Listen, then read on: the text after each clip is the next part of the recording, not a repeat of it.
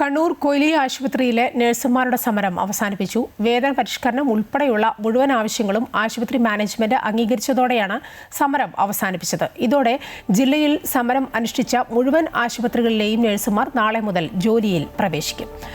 Joseph Augustine തയ്യാറാക്കിയ report കാണാം. മായ സൂചിപ്പിച്ചതുപോലെ തന്നെ 60 ദിവസമായി തുടരുന്ന സമരത്തിനാണ് ഇപ്പോൾ ഒരു പരിസമാപ്തി ഉണ്ടായിരിക്കുന്നത്. എന്തായാലും വേതന പരിഷ്കരണം ഉൾപ്പെടെയുള്ള മുഴുവൻ ആവശ്യങ്ങളും നഴ്സുമാരുടെ ആവശ്യങ്ങളും ഇപ്പോൾ ലേബർ ഓഫീസിൽ നടന്ന ചർച്ചയിൽ ഇപ്പോൾ ധാരണയായിരിക്കുകയാണ്.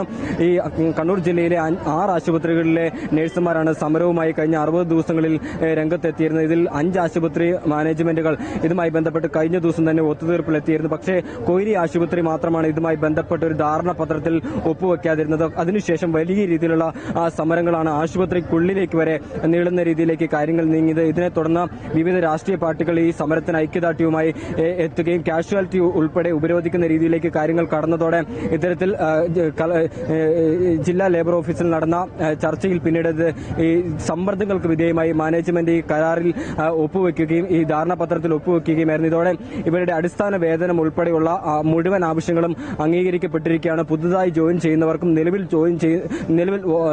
ജോലി ചെയ്യുന്നവർക്കും ഈ പുതിയ പരിഷ്കാരങ്ങൾ വലിയ രീതിയിൽ ഫലപ്രദമാകും. എന്തായാലും കഴിഞ്ഞ 60 ദിവസങ്ങളിൽ വലിയ രീതിയിലുള്ള സമര പോരാട്ടമാണ് ഇവർ നയിച്ചത്.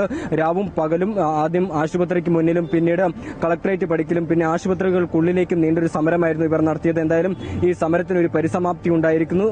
ഇവരുടെ വിവിധ ആവശ്യങ്ങൾ വേതന പരിഷ്കരണം ഉൾപ്പെടെയുള്ള ഈ ലീവ് സറണ്ടർ ഉൾപ്പെടെയുള്ള വിവിധ ആവശ്യങ്ങൾ ഇപ്പോൾ അംഗീകരിച്ചിരിക്കുന്നു എന്നുള്ളതാണ് ഏറ്റവും പ്രധാനപ്പെട്ട കാര്യം. എന്തായാലും സമരം ഇതിനോടകം തന്നെ ഒത്തുതീർപ്പായി ഈ സമരം അവസാനിപ്പിച്ചിരിക്കുകയാണ്.